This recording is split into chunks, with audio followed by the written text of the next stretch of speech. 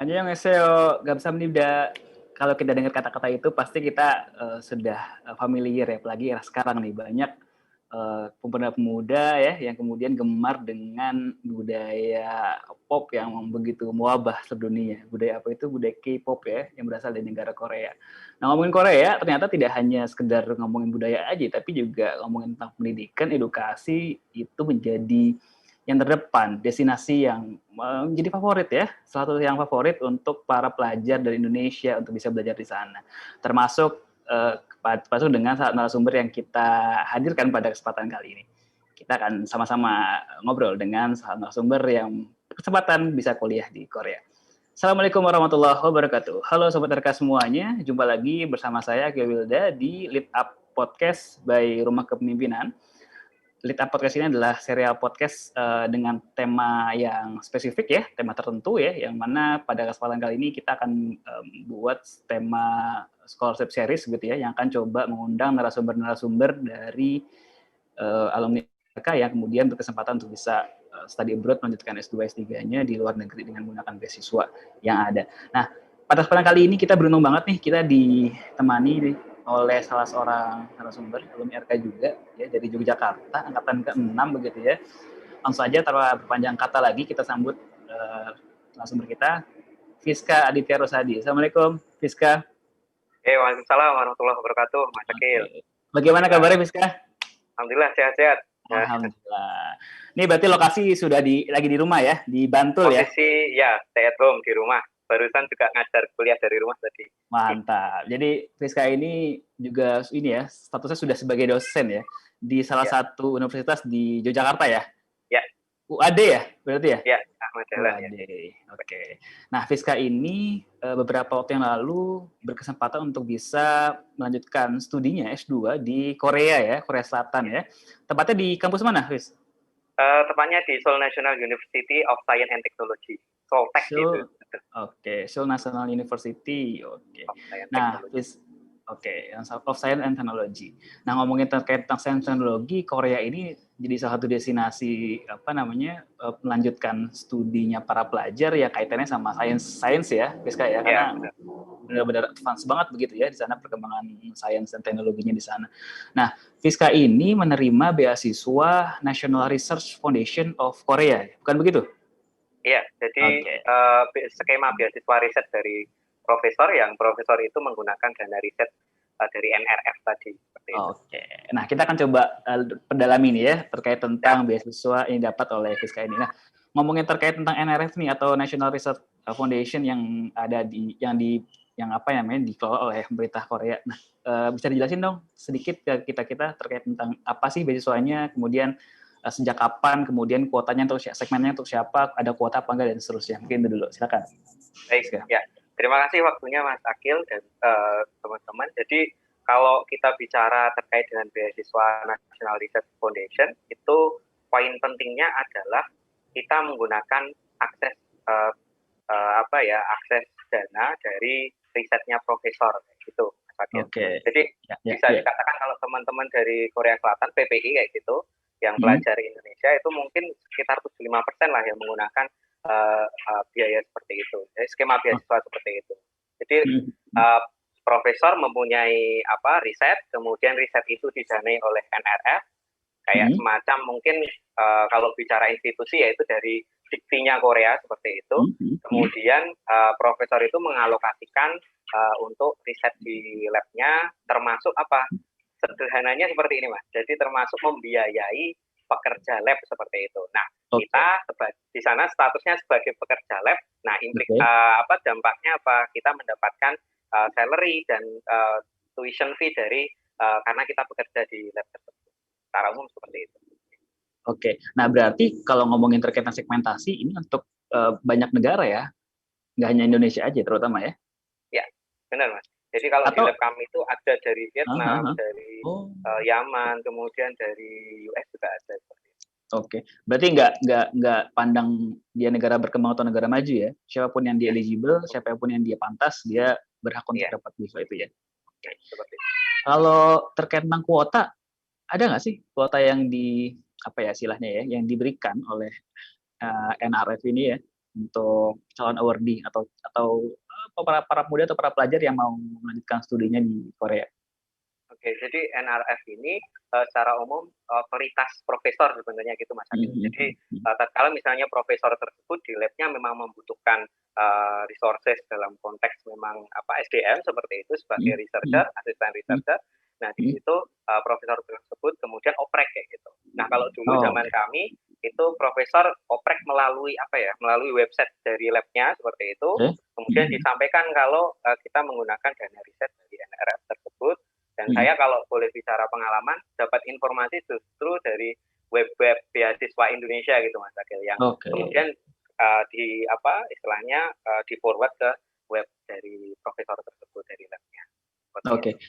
Nah biasanya satu profesor itu di sana mengelola berapa award itu? Atau narik berapa mahasiswa?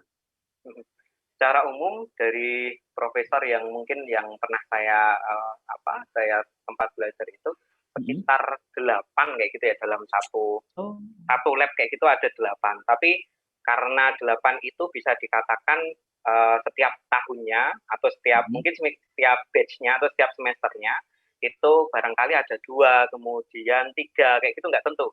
Jadi tergantung istilahnya kuota dari lab kami itu sekitar 8 dan kan tentu katakanlah mereka itu kadang-kala lulusnya lama, lulusnya cepat, jadi tergantung istilahnya kekosongan yang ada di lab tersebut kayak gitu. Iya. BTW kemarin di Korea ngambil peminatan apa? Konsentrasi apa? Saya sebenarnya kalau departemen di ilmu dan teknik komputer, tapi kalau peminatannya lebih ke arah wireless sensor network. Jadi nirkabel seperti itulah. Karena S1-nya kemarin di UGM ELINS ya. Elektronika dan Instrumentasi di IPA UGM gitu. Jadi relate ya dengan apa yang sudah dipelajari di S1 itu seperti itu. Nah, kalau ngomongin terkait tentang benefit nih, Fiska, terkait tentang beasiswa NRF ini dari beasiswa riset dosen ya atau riset profesor gitu. Apa saja sih benefit yang bisa didapatkan oleh awardee atau calon mahasiswa begitu ya untuk bisa ya mungkin jadi daya tarik kenapa NRF ini jadi satu beasiswa yang menarik untuk didapatkan. Mungkin bisa ditinjau dari benefit yang sifatnya tangible atau intangible ya, gitu. Silakan. Baik. Jadi secara umum kalau yang teman-teman di Korea itu pelajar dari luar, misalnya Indonesia, itu biasanya mengakses ada KGSP, gitu ya, Korean Government Scholarship Program. Kemudian ada KOIKA. Kalau KGSP itu dari government yang itu bisa dikatakan harus ada proses seleksi yang ya kayak semacam ini ya beasiswa pemerintah seperti itu karena G2G. Nah jadi harus pemberkasan, kemudian KGSP pasti ada setahun belajar kursus bahasa Korea gitu Mas Akir. Bahasa Korea. Kemudian kalau yang KOIKA tadi yang saya sebutkan, KOIKA itu kerjasama antar institusi. Jadi bisa dikatakan PNS-nya di Indonesia bisa bekerja sama dengan institusi sana kemudian lanjut S2. Nah, sebenarnya kalau dari istilahnya gambaran tadi, kalau kita masuk ke beasiswa yang riset atau misalnya ya secara umum kita mengatakan NRF tadi, kalau menurut saya dari awalnya dulu, dari hulunya dulu, kita saat rekrutmen itu bisa dikatakan tidak begitu rempong gitu ya Mas Akil ya, karena memang tidak ada prosedur secara spesifik terkait dengan seleksinya. Jadi kalau pengalaman kami dulu ada oprek tersebut melalui website, kemudian saya secara formal mengkontak dari profesornya, saya dulu aja kayak gitu menggunakan email, kemudian profesor langsung respon, tolong dikirimkan CV dalam bahasa Inggris, kemudian official transcript sama TOEFL kayak gitu. Nah, saya pun langsung mengirimkan itu, kemudian setelah itu kita ada wawancara dengan profesor melalui Gtalk waktu itu, belum ada Zoom ya. Jadi melalui Gtalk, kemudian setelah itu kita mengantongi namanya ini Mas Akil, jadi LOA kayak gitu ya. LOA. Letter of Acceptance ya. Nah dari LOA tersebut kita kemudian melengkapi berkas LOA sama ini ya financial support kayak gitu dari profesor yang menyatakan bahwa yang bersangkutan kita siap support secara finansial, kemudian silahkan diproses ke kampusnya. Jadi sesederhana kayak gitu Mas Agil. Nah, jadi dari pendaftarannya cukup gampang ya, cukup gampang asal requirement-nya kita memenuhi. Jadi requirement-nya secara umum ya kayak IPK, kemudian pengalaman riset, ataupun ya barangkali teman-teman kalau misalnya S1 sudah pernah membantu membantu dosennya, atau sesederhana kita PKM kayak gitu, ataupun pernah proposal riset sederhana itu bisa diakomodir lah kayak gitu. Kemudian yang terpenting juga TOEFL. Meskipun saya bisa mengatakan TOEFL saat saya apply ke profesor itu tidak sampai 500 gitu ya. Barangkali ini salah satu benefit juga bagi teman-teman yang barangkali TOEFL-nya juga belum tinggi, jadi bisa agak tanda kutip agak apa ya, istilahnya besar hati lah ya. Asal gini Mas, asal saat komunikasi sama profesor kita nyambung. Tentunya di sana nanti beradaptasi gampang kayak gitulah ya. Nah, kemudian yang terpenting juga yang kedua benefitnya adalah karena sistem beasiswanya itu adalah kita semacam bekerja ke profesor, jadi hubungannya langsung ke profesor.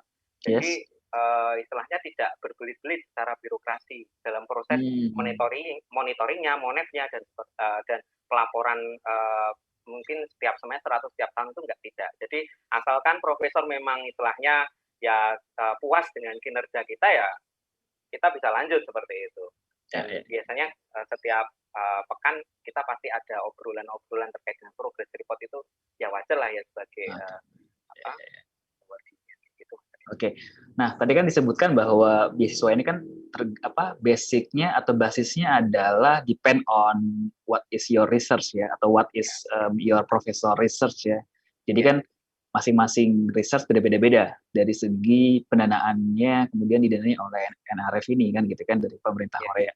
Nah, rata-rata nih biasanya setiap awardee atau setiap mahasiswa yang kuliah di sana menggunakan NRF ini sebagai beasiswa, dapatnya itu berapa ya kalau per tahun nih divaluasi? Kan beda-beda pasti beda-beda kan ya, setiap research beda-beda kan ya? Iya, benar. Kebetulan juga saya mungkin agak cerita dengan kondisi istri saya juga kayak gitu, beda karena nominalnya itu beda. Jadi kalau yang saya dapatkan itu dulu di Soltech, itu kami secara umum mendapatkan tuition fee-nya itu gratis ya. Tuition fee-nya itu kita sudah nggak tahu. Saya terus terang malah nggak. Tadi di mana? Di kampus mana? Soltech. Seoul National University of Science Technology. Nah, jadi tuition fee-nya itu kita free, kemudian sudah nggak tahu. Terus terang saya juga nggak pernah ngurusi itu, jadi memang saya nggak tahu nominalnya berapa. Tapi setiap bulannya kita mendapatkan salary sebesar bisa dikatakan 800 KRW atau won, atau bisa kalau kita konversi ya 10 atau 11 jutaan lah per bulan kayak gitu Mas. Rupiah karena dia sifatnya ngebantu research-nya dosen ya, atau ngebantu research-nya profesor ya. Jadi istilahnya dapat ini ya, dapat insentifnya ke situ arahnya. Jadi bahasa sederhananya kita gajinya itu dialokasikan sebagai tuition fee, sama kita dapat salary bulanan tadi. Menarik. Jadi bisa dikatakan bisa nabung lah ya. Alhamdulillah bisa. Alhamdulillah bisa nabung. Waktu masih ini Mas, masih jomblo gitu ya. Jomblo. Kita karena di sana cukup mahal juga ini untuk itu dia. Gitu. Kalau di-compare sama kebutuhan hidup di Korea seperti apa tuh guys? Maksudnya ini ya coba diilustrasikan mungkin ketika dibandingin dengan Indonesia. Kalau di Jogja kayaknya murah ya, mungkin bisa di Jogja sih. Coba dibandingin. Ya terlepas dari nanti gaya hidup kita seperti apa, tapi secara umum gambarannya kayak gini Mas Agil. Jadi misalnya saya mendapatkan sekitar 10 atau 9 juta ya, tergantung kursnya seperti itu, sekitar itu. Kemudian kalau biaya kita penginapan itu ada dua opsi. Saya pernah mengalami dua-duanya. Pertama adalah dormitory. Dormitory pun beragam. Ada yang per bulannya bisa 1, bisa 2, bisa 3 juta. Saya pernah per bulan ya? Kayak gitu ya, per bulan. Kayak gitu. Kemudian saat dulu sempat kemudian berkeluarga itu, saya pindah ke namanya kayak Gosiwon kayak gitu ya. Gosiwon itu kos-kosan sih ya.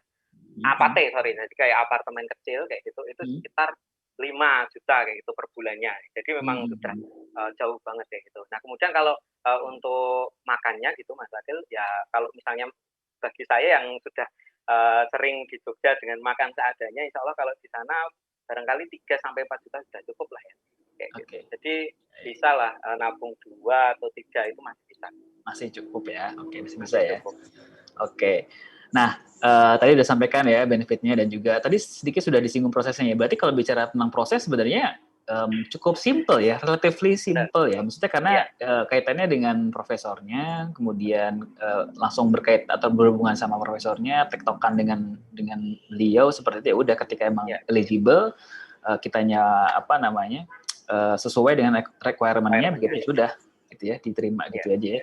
Nah, itu prosesnya berapa lama tuh Fis dulu Fis? Kalau dirimu Fis? Oke, jadi prosesnya itu saya daftar awal November, kemudian officially keterima itu Desember. Nah, November, Desember, sebulan ya? Sebenarnya gini, secara official di websitenya itu tertanggal akhir Oktober. Nah, saya masih ingat betul, karena waktu saya kerja di Jakarta itu, pengalamannya kenapa saya daftar, karena ada teman yang numpang di kos di Jakarta, kemudian dia bilang, saya sudah terima ini, pengen daftar enggak, kayak gitu kan. Nah, kemungkinan udah tutup, tapi coba kontak ke profesornya. Nah, itu tadi mungkin itu salah satu benefit ya, karena memang istilahnya tidak secara resmi ada beasiswa dari pemerintah, istilahnya dikelola pemerintah kayak gitu, tapi profesor mempunyai otoritas. Jadi yang penting ini Mas, kalau di Korea itu yang penting sebelum awal semester. Jadi secara umum ada dua ya, PMB-nya kayak gitu ya. Mahasiswa barunya itu spring sama fall kayak gitu. Jadi sekitar awal Maret mulai sama awal September kayak gitu. Nah, untuk awal Maret ini biasanya ya Desember harus sudah kelar proses pendaftarannya kayak gitu. Pendaftarannya. Oke. Awal Maret sama September ya? Awal September ya? Awal Maret sama awal September. Oke. Awal tahun ajaran barunya gitulah ya. Tahun ajaran baru. Oke. Nah, terkait tentang informasi sendiri yang bisa didapatkan, nah kira-kira bisa melalui mana nih kalau misalkan sobat RK semua di para pendengar di luar sana nih mau mendapatkan beasiswa ini, kira-kira kita pantenginnya website apa nih? Oke. Jadi kalau ini bukan promosi website ya. Saya terus terang. Apa? Saya terus terang dulu dapatnya berbagi informasi. Saya dapatnya dulu dari ini masih terekam di arsip email saya, jadi beasiswaindo.com kayak gitu. Karena di situ beasiswa dari berbagai macam seperti itu. Selain juga barangkali di teman-teman mungkin kampus-kampus sudah ada jejaring alumninya kayak gitu. Karena saya juga punya pengalaman waktu saya keterima di sana itu profesor secara tidak formal meminta kepada istilahnya researcher yang ada di sana, tolong misalnya ada kandidat dari kampus teman-teman masing-masing bisa langsung istilahnya close track kayak gitulah. Itu bisa juga kayak gitu. Nah, melalui itu. Tapi secara umum kalau misalnya teman-teman sudah punya bidikan kampusnya mana atau labnya mana, dipantengi websitenya di lab tersebut, insya Allah sudah ada informasi secara update-nya. Mantap. Nah, tadi sedikit agak mundur sedikit, tadi kan udah ngomongin benefit ya, keuntungan-keuntungan yang didapatkan oleh awardee oleh mahasiswa. Ada nggak sih, Fis, maksudnya kayak konsekuensi-konsekuensi yang harus dijaga terus ya sama awardee nih untuk bisa tetap dapat beasiswa ini, entah ketika masa mendapatkan beasiswanya atau mungkin setelah selesai kuliah, misalkan ada ikatan kerja atau apa gitu, mungkin bisa dijelasin. Nah, akhirnya ditanya ya soal ini ya. Jadi tadi yang tadi agak dihindari ya perlu juga karena biar cover both side ya. Jadi nggak hanya yang manis-manis saja, tapi juga ya agak cepat juga harus ditanya juga gitu. Sama mungkin saya sharing terkait dengan antisipasi ya, biar tidak ada problem-problem, karena secara umum ada ya tidak banyak ya Mas, tapi ada mahasiswa yang istilahnya sudah sampai Korea tapi ternyata ketelik kayak gitu. Ketelik itu apa itu ya? Kayak nggak terduga ternyata tidak cocok dengan environment di kampusnya, di labnya. Bahkan mohon maaf, kadang-kadang juga ada profesor yang masih agak sedikit diskriminasi kayak gitu ya terkait ras dan seterusnya gitu. Nah ini makanya kalau tadi kembali ke pertanyaannya Mas Akil, yang perlu kita sikapi ataupun yang perlu kita kerjakan adalah kita harus sesuai dengan aturan main dari profesor gitu Mas. Jadi di awal profesor sudah mendeklar misalnya besok setiap pekan kita ada meeting sebanyak 3 kali. Tempat kami itu termasuk yang agak padat gitu ya. Jadi meetingnya 3 kali seminggu. Padat ya. Mantap. 3 kali seminggu, dan saya langsung tanya, Prof, kita jam kerjanya seperti apa Prof gitu kan. Jawabannya profesor nggak ada jam kerja, yang penting kalau meeting ada progres dan sebagainya. Saya awal-awal seneng Mas, wah ini aman gitu lah. Tapi ternyata ya punya usut kadangkala kita ada waktu-waktu yang memang santai, tapi juga ada waktu-waktu yang tatkala misalnya profesor ngejar paper, profesor ngejar progres untuk monet dan seterusnya. Kayak gitu kita bener-bener dipacu terus ya. Sampai saya masih ingat waktu itu jam 9 malam itu ya, jam 9 malam karena besoknya itu ada meeting, saya emailkan result ataupun hasil eksperimennya, Prof ini resultnya silakan ditanggapi, besok saya akan perbaiki. Profesor jawabannya apa Mas? Jawabannya ya siap, saya akan ke sana segera. Oh ternyata profesornya belum pulang kayak gitu jam 9 malam. Mantap. Di kampus itu. Nah, jadi intinya menjaga kinerja kita, risetnya ke profesor itu jalan. Bahkan mungkin saya tambahan juga, bahkan mohon maaf terkait dengan kayak semacam kuliah, karena memang kita based on research ya, kalau S2-nya di Korea kebanyakan itu. Semacam kuliah pun misalnya ada ujian tabrakan dengan target dari profesor. Nah, saya kan bingung ini. Nah, jangan sampai misalnya ujiannya juga keteteran, nah profesor jawabnya kayak gini, udahlah kayak gitu, pokoknya nanti saya kondisikan dosen yang mengampu, yang penting riset aja berjalan lancar. Gitu. Nah ini yang saya enaknya di situ ya, karena garantinya by profesor gitu ya udah, profesor yang pasang badan sih sebenarnya gitu ya. Benar. Meskipun ya impact-nya ini Mas, karena yang ngasih uang itu secara langsung adalah profesor, kemudian kita kerjanya juga ke profesor, jadi langsung. Oh misalnya kita ada salah itu langsung dikasih tahu. Beda sama misalnya KGSP itu kan mungkin pelaporannya setiap semester, jadi kalau ada problem nggak bisa langsung kita tahu kayak gitu ya, karena bosnya itu nggak langsung di depan mata kita gitu. Mungkin itu ya. Oke. Nah ini menarik banget ya terkait tentang tadi nggak hanya benefit tapi juga ada konsekuensi yang harus disiapkan nih oleh calon awardee nih ya. Jadi ya nggak hanya manis-manis aja tapi juga sepet-sepetnya juga harus diinikan lah ya. harus dipertimbangkan. Nah kalau ngomongin terkait tentang prosesnya Fiska nih ketika kemarin mendaftar nih, sempat nemukan ini nggak sih kayak semacam hambatan-hambatan yang kemudian ada gitu dalam prosesnya? Oke, jadi yang pertama karena saya cukup nekat waktu itu, tidak ada persiapan, bahkan hamin 1 bulan pun saya nggak ada anggapan untuk nggak ada rencana untuk beasiswa ke Korea gitu, yang ambil beasiswa ke Korea. Saya sebenarnya kalau dulu sempat di RK itu cerita sama Sakil pengennya ke Jepang kayak gitu. Cuma karena qadarullah ada teman saya yang mampir. Ngomong ke Jepang ya. Karena teman saya mampir kemudian ada kesempatan ya udah saya ambil. Waktu itu saya masih kerja. Jadi pertama TOEFL ya Mas. TOEFL saya waktu itu masih di bawah 500 tapi udah di atas 450 lah. Kayak gitu. Kemudian saat kita komunikasi wawancara dengan profesor lancar, tapi ternyata profesor itu saat kita ngobrol langsung ketemu sama beliau di kampus, itu 1 bulan itu saya bisa dikatakan selalu misalnya habis meeting, saya selalu ngobrol dengan teman saya kayak gitu. Sebenarnya tadi profesor ngomongin apa sih kayak gitu? Ya ada hal-hal yang memang saya nggak mengonfirmasi ya. Karena Konglis ya, Korean English gitu. Korean English itu agak cepet gitu lah ya. Itu yang pertama.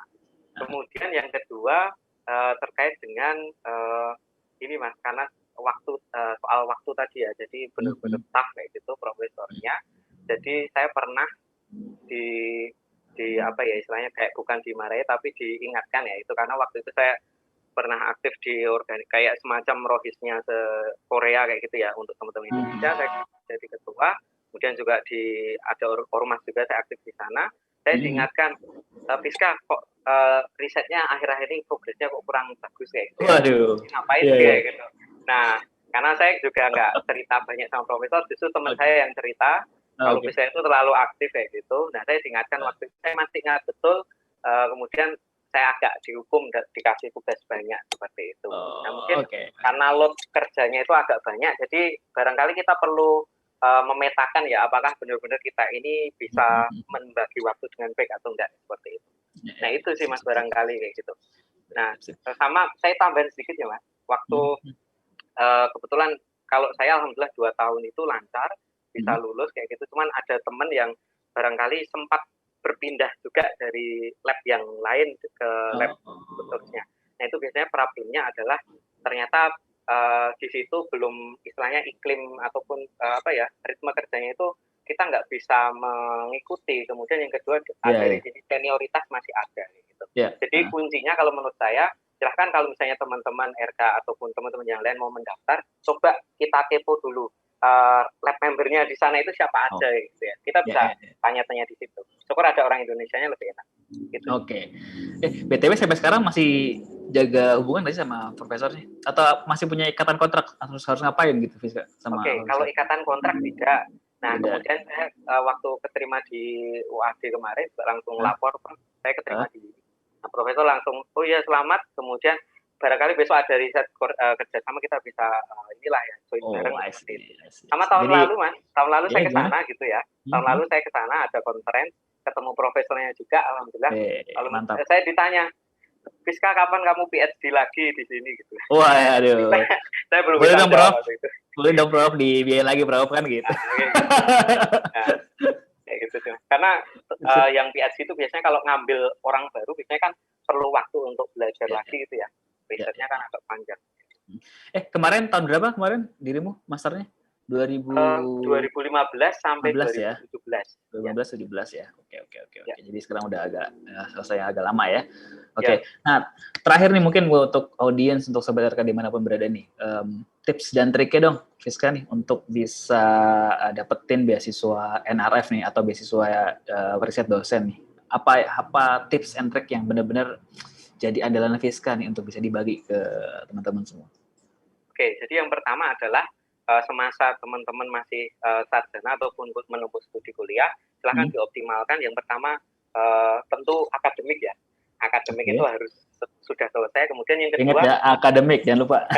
Iya, jadi seaktif apapun kita, jangan lupakan soal akademik. Itu dia. Yang kedua, soal hands-on dalam konteks, misalnya saya misalnya di elektronika, kita harus paham misalnya aplikasi-aplikasi kayak semacam MATLAB, kemudian semacam LabVIEW, dan seterusnya. Nah, hands-on skill-nya dalam riset kayak gitu ya. Sama misalnya kita sudah sering join riset dengan dosen ataupun ya riset-riset sendiri seperti itu. Silahkan teman-teman juga benar-benar didokumentasikan. Jadi ada portofolio kayak gitu Mas Agil. Nah, ini sebagai tambahan aja buat untuk mendaftarnya. Kemudian misalnya kita sejak sekarang sudah hunting beasiswa, silahkan dikepoin kayak gitu ya. Kalau misalnya beasiswa S2, saya rekomendasikan silahkan teman-teman fokusnya di lab kayak gitu ya. Jadi kepoin aja lab-lab di kampus kayak gitu. Entah kampus apapun ya gitu. Karena barangkali ada kampus yang mungkin secara grade lebih tinggi tapi kinerja labnya kurang. Nah, labnya ini bisa melihat publikasinya dari misalnya prestasi risetnya itu apa kayak gitu ya. Publikasi lulusannya itu bisa sebagai parameter juga. Nah, di situ ada informasinya, kemudian disiapkan aja mulai sekarang kayak semacam CV, TOEFL kayak gitu ya pasti. Kemudian ya udah apply kayak gitu ya. Apply dan ya udah siap berjuang kayak gitulah ya. Nah, kayak gitu. Dan insya Allah di sana Muslim friendly lah. Oke, mantap. Ya, karena kan kalau lihat dari negara sendiri, Korea kan sudah mendeklar bahwasanya mereka ini kan destinasi pariwisata ramah Muslim. Ya, halal kan, halal tourism kan. Benar. Nah, ini jadi satu informasi yang menarik banget ya, Fiska. Terima kasih banyak nih untuk para audiens semua, buat teman-teman yang mau lanjut studi ke Korea gitu ya, ketemu sama bintang K-pop idolanya. Dulu zaman dirimu kesana belum terlalu booming ya K-pop ya? Sebenarnya sudah booming juga. Sudah booming ya? Dan di kampus itu kalau pensi ya biasanya artis-artis seperti itu. Tapi okay. Saya ya bersyukur sejak awal itu belum suka K-pop karena sudah sukanya campur sari, jadi di sana nggak ada internet. Waduh, campur sari. Ya. Mantap. Ini ya, Denny Canan lovers ya. Ini kayaknya Denny Canan lovers nih kayaknya nih ya. Oke. Nah, tadi penting banget ya, tadi dikasih wejangan nih dari Fiska nih pesan-triknya ya. Pertama, akademik jangan lupa ya, semenjak S1 benar-benar dipertahankan lah. Boleh aktif tapi juga jangan lupakan akademik teman-teman gitu ya. Kemudian yang kedua, ini ya, benar-benar menguasai ya bidang studi yang dipelajari begitu. Kalau tadi Fiska bidang studinya adalah elektronika dan instrumentasi, ya otomatis segala hal yang berkaitan dengan itu semuanya ya perlu diupayakan untuk dikuasai, karena nanti ketika lanjut S2 ya udah nggak perlu ada penyesuaian lagi gitu ya. Dan yang ketiga adalah ya perlu cari-cari tahu ya, luangkan waktu untuk cari tahu lebih banyak terkait tentang informasi kampusnya, labnya dan seterusnya, profesornya gitu, jadi biar lebih dekat lah ya untuk nantinya ketika studi tidak ada kendala-kendala yang berarti. Baik, sudah lebih dari 25 menit nih, Fiska, luar biasa nih. Kita nggak terasa nih ngobrolnya. mungkin kita bisa nyambung lagi nih, Fis, di episode berikutnya. karena ini kan khusus beasiswa ya, jadi mungkin kita akan buat episode baru lagi khusus tentang bahas tentang ini ya, Korean culture, yoi. karena penting juga ngebahas terkait tentang ini juga nih, kalau misalkan ada mahasiswa yang kuliah di sana, kulturnya kayak apa sih? Kita yang orang Indonesia perlu nyesuaiannya kayak apa nih? Seberapa besar kita perlu adaptasi dengan budaya sana kan gitu. Nanti kita akan coba di episode berikutnya. Buat duta dakwah juga lah di sana gitu. Ya. Nah, itu dia. Kebetulan nih. Penting Mas, potensi besar. Betul. Si Fiska ini dia juga nih. Makanya tadi sempat ditegur sama profesornya ya. Dia aktif di IMUSKA ya. Ikatan Muslim Korea ya. Ya, juniornya Mas Nasikun gitu, RK3 gitu. Mantap gitu. Wah, ini keren sih. Oke, sekali lagi terima kasih banyak Fiska sudah bersama kita pada kesempatan kali ini. Sukses selalu untuk karirnya menjadi seorang dosen yang teladan nih. Wah, ini kayaknya kelihatan lah ya dari ininya achievement-nya. Dan juga terima kasih juga bagi para sobat RK semua yang sudah setia mendengarkan kita sampai detik ini ya. Semoga obrolan kita lebih bermanfaat, terutama buat teman-teman yang punya minat melanjutkan studinya ke Korea gitu ya. Lebih khusus lagi melalui jalur riset. Bagi teman-teman yang suka banget sama riset yang hubungan dengan sains dan teknologi, tadi yang disampaikan oleh Fiska, worth it banget lah untuk bisa diikuti seperti itu. Terima kasih banyak. Kamsahamnida ya. Bahasa bener ya, Kamsahamnida ya. Sampai jumpa lagi di episode berikutnya. Saya Akil undur diri. Assalamualaikum warahmatullahi wabarakatuh.